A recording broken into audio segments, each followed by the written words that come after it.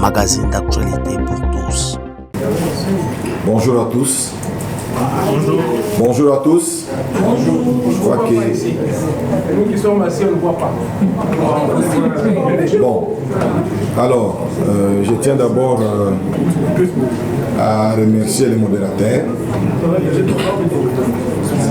Sinon, chers journalistes, mesdames et messieurs,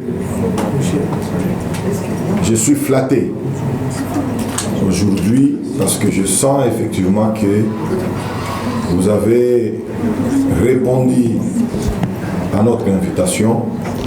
Donc je tiens à vous remercier et j'en profite une fois de plus de vous dire que je suis l'un de vos députés. Sachez que je vous respecte beaucoup, j'aime beaucoup la presse et je sais que je suis devant, n'est-ce pas, des hommes sérieux qui vont nous poser des questions d'actualité qui seront claires et je vous rassure que je suis à votre disposition afin que je puisse vous répondre dans une transparence avec clarté.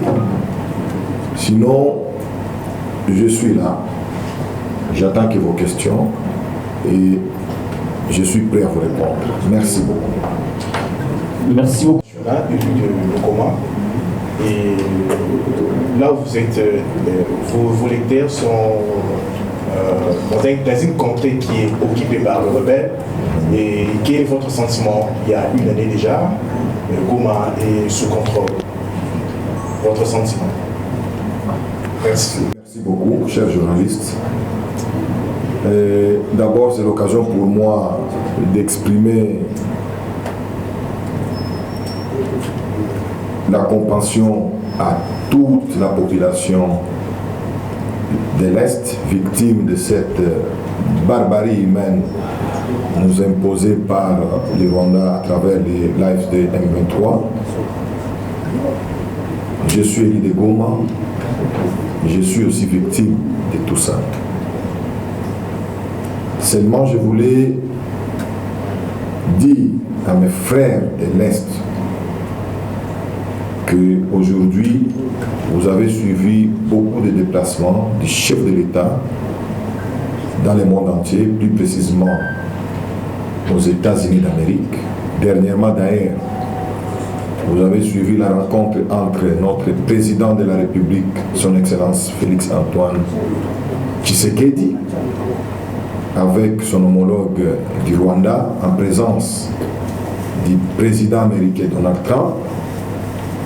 C'était pour vous informer une fois de plus que le chef de l'État est en train de faire tout ce qu'il peut faire pour que la paix revienne chez nous à l'est du pays. Et d'ailleurs, à travers ces rencontres aux États-Unis, aujourd'hui, au niveau du Parlement, nous avons reçu les accords signés à Washington et nous, comme députés nationaux, nous devons ratifier ces accords pendant cette session de mars. Mais aussi, vous devez savoir qu'à partir de la semaine prochaine, le processus, n'est-ce pas, de paix de Doha va continuer en Suisse entre notre gouvernement et les rebelles. Je dois vous informer que j'ai été instruit par le chef de l'État, son Excellence Félix-Antoine Tshisekedi, d'assurer la population que la paix à l'Est va revenir très bientôt. Et pour cela, j'en profite pour que cette paix durable puisse revenir. Nous avons besoin de l'unité nationale. C'est le moment où les pays ne peuvent plus parler des opposants, des groupes, de forces de pression, des hommes,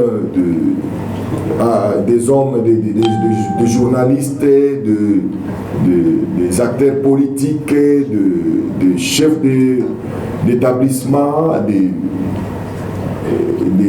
des comédiens, tout le monde. Donc c'est le moment où nous devons nous mettre tous ensemble derrière la vision du chef de l'État pour rechercher la paix durable. Merci. Mais récemment, on nous a vu très critique envers Modeste Bahati Lukwebo. Peut-on conclure que ces prises de position sanctionnent la rupture entre vous et votre autorité morale? Merci. Vous rappelez que je suis député de l'AFDC et allié élu de la ville de Goma depuis 2018. Et donc, je pense qu'il n'y a pas de rupture entre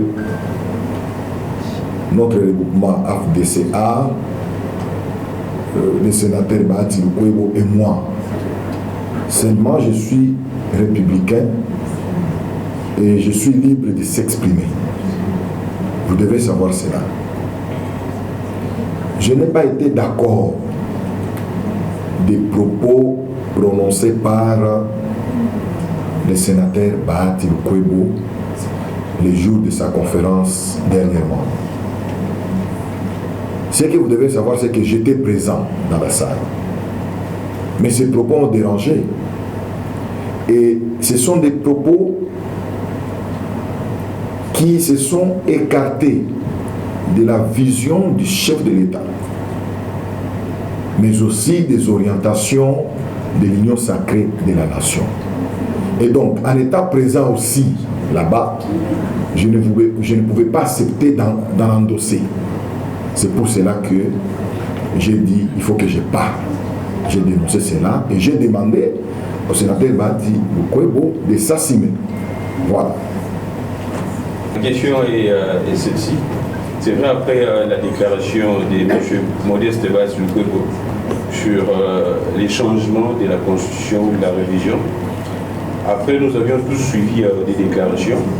Et moi, ce qui m'a beaucoup intéressé, c'est votre déclaration, votre groupe, les députés. Ma question est celle-ci. Vous avez eu peur des représailles, c'est pourquoi vous aviez pris cette position, ou soit c'était parce que vous deviez soutenir les chefs de l'État, vous soutenez sa vision, ou bien simplement parce que vous partagez également l'avis, comme tous les membres de l'Union sacrée, les changements ou la révision de la Constitution. S'il faut commencer par les changements de la Constitution, n'est-ce pas? On va parler de la Constitution de la RDC. Le président Mobutu a changé la Constitution pendant plus de 15 fois. Pendant son règne, n'est-ce pas, de 32 ans. Il a modifié plus de 15 fois. Nous et Laurent Désiré Kabila l'a changé aussi. Le prédécesseur de notre président Fatou Béton, lui aussi l'a fait. Je pense que la Constitution, il ne faut pas comparer la Constitution à la Bible. La Constitution doit rester flexible. Elle est d'ailleurs flexible selon les circonstances. Donc je pense que vous essayez de me comprendre. Alors, pour parler aussi de sa première question, parce que c'est comme s'il y avait des questions, il a suivi dernièrement notre sortie. Êtes-vous pour ou contre? Non, c'est ce que j'ai dit. Je crois que vous avez compris ce que je voulais dire. Alors, en ce qui concerne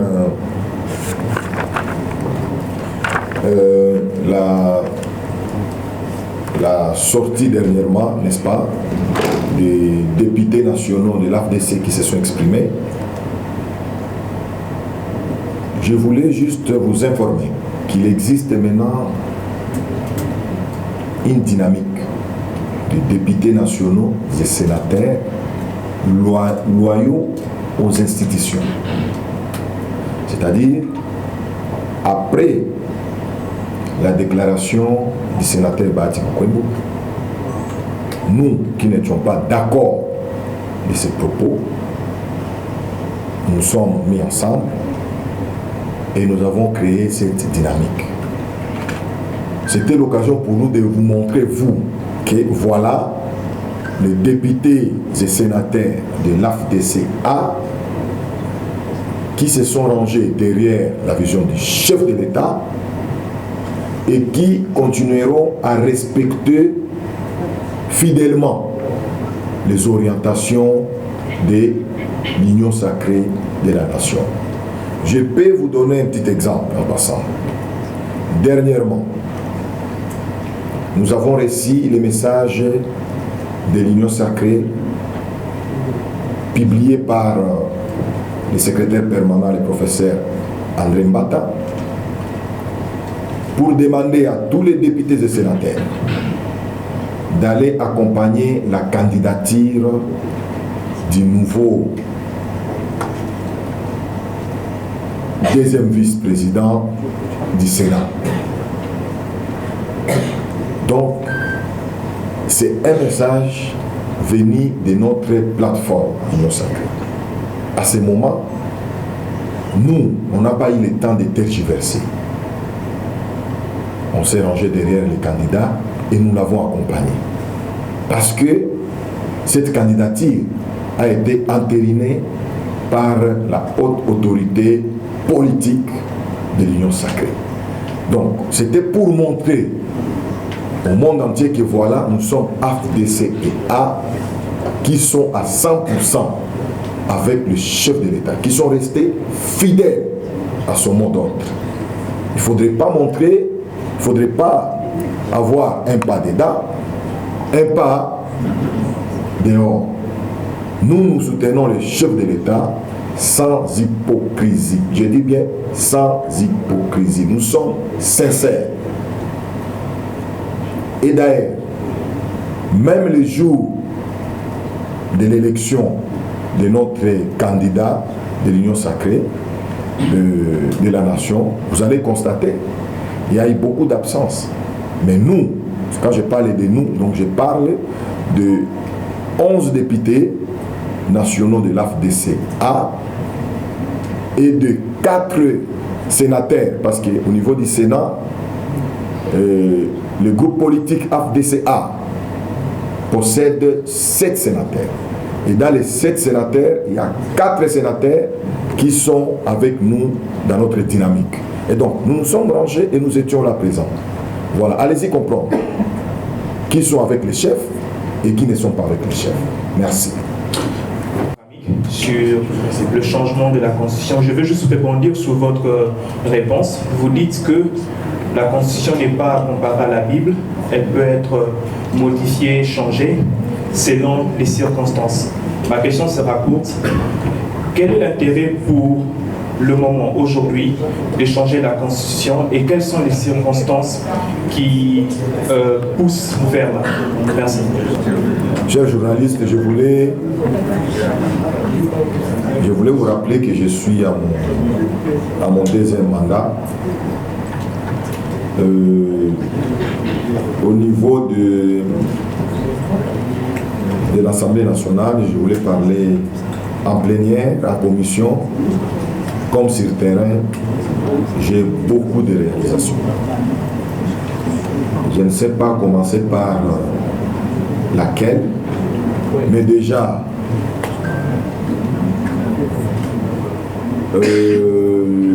j'ai initié une proposition de loi sur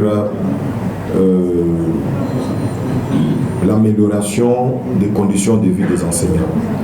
Donc avec cette proposition de loi, c'était question de voir comment majorer, que ce soit les salaires comme prime des enseignants. Vous savez ou même comment ils vivent. Donc il y a déjà une proposition que j'ai déjà déposée à l'Assemblée nationale. Il y a une autre proposition, celle-là, c'est pour la création d'emplois. Donc il y a une autre proposition de loi sur la sous-traitance dans les secteurs privés. Donc, alors, j'ai appelé le ministre, le VPM actuel du plan, en plénière pour venir justifier les fonds alloués, n'est-ce pas, qu'on lui accorde dans les projets des 145 territoires. Vous savez, aujourd'hui, on devait se rassurer si cet argent arrive à destination. C'est pour la construction des écoles, des marchés, des hôpitaux. Donc j'ai appelé le vice-premier ministre du plan. Actuellement, il est là, il est en fonction. Je l'ai convoqué, il était là en plénière. J'ai plaidé pour les enseignants. Les NU du Nord Kivu, du Sud Kivu, de l'Ituri, qui n'avaient pas encore de numéro, n'est-ce pas, matricule. Donc c'était une chose faite.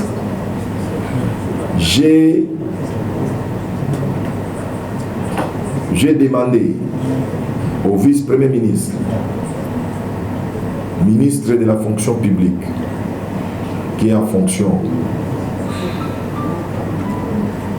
d'affecter tous les agents et cadres de l'État qui ont fui la guerre à l'Est, de les affecter dans leur service ici à Kinshasa ou en province en sécurité.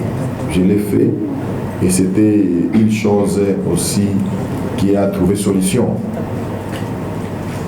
Dernièrement, ici, il n'y a pas 3 jours, j'ai convoqué le vice-premier ministre, ministre de l'Intérieur, pour venir nous parler de la sécurisation de nos frontières. Donc, je ne sais pas si vous comprenez, je vous parle d'abord du vice-premier ministre. Presque tous, je les ai invités déjà au Parlement. Il manquait que celui de la défense. Donc, il y a beaucoup. La liste est exhaustive. Donc, je ne saurais pas, n'est-ce pas, vous donner tous les détails. Merci beaucoup. Alors, chers journalistes, peut-être vous ne connaissez pas M. Touvé Oundi. Je pense que c'est votre confrère, vous devez absolument les connaître. Bon, M. Touvé Oundi, il est aussi de Goma. Donc c'est quelqu'un, je l'appelle, il est aussi victime comme moi. Il est victime, il a tout perdu, victime de cette guerre. Ça m'étonne qu'il soit dans la salle, en tout cas, merci beaucoup. Je crois qu'on aura le temps de parler. Alors, pour répondre à mon frère, j'ai réuni les déplacés ici, je suis allé à Beni Butembo, oui.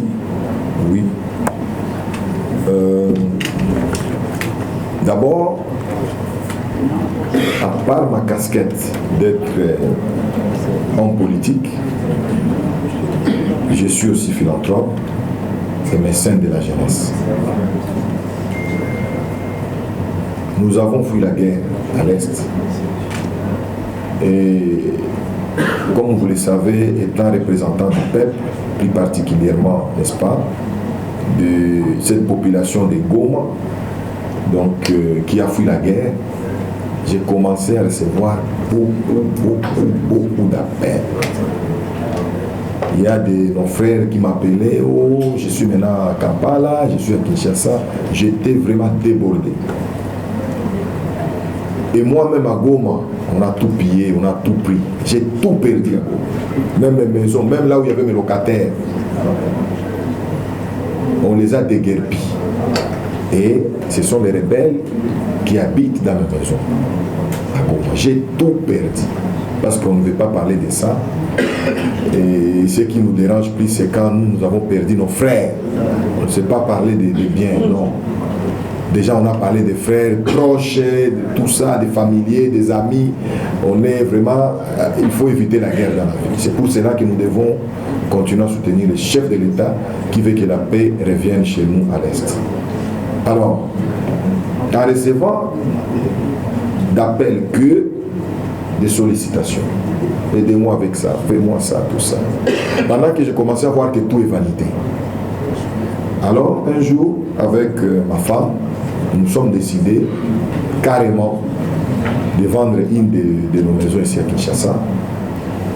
Et c'est avec cet argent que j'ai assisté, avec $100 000, les déplacés qui étaient ici à Kinshasa. Mais ce jour-là, je ne pense pas que j'avais vu mon frère trouvait, peut-être qu'il n'était pas encore là, mais avec les $100 cash, nous avons assisté, nous avons donné ça à tout le monde qui était présent. Et comme il y avait aussi ceux-là qui étaient déjà à Butembo et Beni, donc j'ai été obligé de louer un avion. J'ai pris quelques journalistes, je pense peut-être qu'on peut avoir 2 ou 3 qui sont là.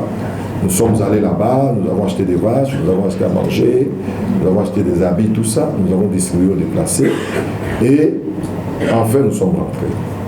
Alors, je dirais que cette itinérance n'est pas encore à sa fin. Nous projetons se rendre à Kampala, à Nairobi et au Burundi. D'ici là, nous serons avec nos frères qui sont là parce que nous sommes vraiment les plus touchés. Ce sont des gens que moi je connais. Donc, alors j'ai soif de les voir. Mais ça ne nous a pas empêché non plus de rappeler au gouvernement, n'est-ce pas, de prendre ses responsabilités. C'est pour cela que je fais pression à la ministre actuelle des Affaires humanitaires et sociales de répondre aux besoins, n'est-ce pas, des déplacés. Parce que quand j'étais à Beni, le gouverneur militaire m'a remis un cahier de charges dans lequel se trouvent des pistes de solutions. Alors, ce cahier de charges, personnellement, je l'avais transmis à la Première ministre, qui l'avait orienté au ministre des Affaires sociales et humanitaires. Donc, j'espère que d'ici là, le gouvernement va répondre favorablement à ces cahiers de charges et ça va soulager à nos frères et sœurs déplacés qui se trouvent partout au monde. Mais comme je vous ai dit au début, ils n'ont pas besoin qu'il y ait de ça. Ça, c'est juste soulager. Le chef de l'État, pour lui, sa priorité des priorités, c'est le rétablissement de la paix dans notre pays, plus particulièrement la partie Est. Et il travaille sur ça et nous l'accompagnons. Bientôt, nous allons rentrer chez nous à l'Est du pays. Merci. François Ili. Donc, nitafuta kusema batoto yote ya Kivu, batu iko Bukavu, Nord Kivu, Ituri, fasi yote, nitafuta kuambia kama na mie niko ndugu yenu, na mimi niko na shida yenye na nyinyi mko nayo. Leo niko Kinshasa, niko depute wenu, lakini na mimi nilipoteza vitu yote, balibeba vyote. Mais je ne voulais pas parler de ça. Jua iko ile ndio ya maana. Mimi yenyewe nilitesa nile yetu tulipoteza bandugu yetu. Barafiki, ba voisins, batu tunajua, vraiment on est dépassé. On est vraiment dépassé. Na hakuna mwenye ataweza penda vita maisha jushe tuliona vita. Na kwa ile shida tulipata, nikaona wandugu yangu wa mingi wananiita, walikuwa Kinshasa, walikuwa Butembo, Beni, fasi yote, shida, wana ya kukula, wana ya nguo ya kuvala, walikimbia. Na mie vile vile, sa vile depute wenu, nikaona kama, basi, bisi wanasemaka mswahili, kia mtu, kia msove. Si à ce niveau-là, njo nikaujisha, nikasumulia na bibi yangu, nikaujisha nyumba moja hapa Kinshasa, na ile franga sikuikula. Juu ilikuwa franga nilisema ikuwe mingi kwa kidogo, me ndachangia na ndugu yangu yuko Kinshasa, nikakamata $100,000. Nikapana hapa Kinshasa, tukachangia, kukabakia $200,000, nikaenda nayo Beni Butembo, nikauza mangombe, nikauza chakula, basi tukachangia na bandugu walikuwa kule. Lakini ile ilikuwa tukusema basi anatanda que gouvernement irepondre ku ma urgence zenye ziko na ikamate responsabilité yake. Nilisema ile kwanza itusoulager. Mais ça nilitoka Beni, gouverneur wetu mina msalimia, courage kwake. Gouverneur Evariste Somo, mon général, alinipatia cahier de charge. Ile cahier de charge mulikuwa shida zote zenye tuko nazo. Hata ata déplacé mwenye iko Bujumbura mwa ile cahier de charge ya gouverneur wa Beni, shida zote ziko ndani. Uko huko Lubumbashi, uko Kinshasa, shida zote ziko ndani. Nilikuya na ile cahier de charge, nilipresente kwa Assemblée nationale na nikaipeleka vile vile kwa Madame Soumine wa Judith, Premier ministre, juu angalie comment ba appliquer ile bitu yote. Mwa ile muko mapiste za solution. Kama leo gouvernement inakamata ile cahier de charge, inafanya ile bitu iko ndani, en tout cas tutapata solution mingi sana kushida tuko nazo shiba déplacer. Mais hatutabakia mwa ile rythme parce que mkubwa apendi ile. Ndio maana mnaona mkubwa chef de l'État Félix Antoine Tshisekedi Tshilombo mwenye kila siku mimi député wenu Patrick Munyona nawaambia muendelee na kumsoutenir na tuko nyuma yake, ni kusema kama yeye kitu ya kwanza kwake banaita priorite ya kwanza, kitu ya maana kwake saa hii yeye iko na gombania ni kusema amani rudie. Iko na lazima tutoke kule Bujumbura, tutoke Kinshasa, tutoke kama kwa watu washakimbia Kisangani, Beni, chie bote turudie kwa nyumba zetu Goma. Na mimi za kubarasire ni bitu yote hatuwezi kusema hapa mbele ya press, na warasire kama amani iko narudia. Mkwe siri kama amani tarudia, na sama inarudia shote tutarudia kwa nyumba zetu na tutaishi pamoja. Asante.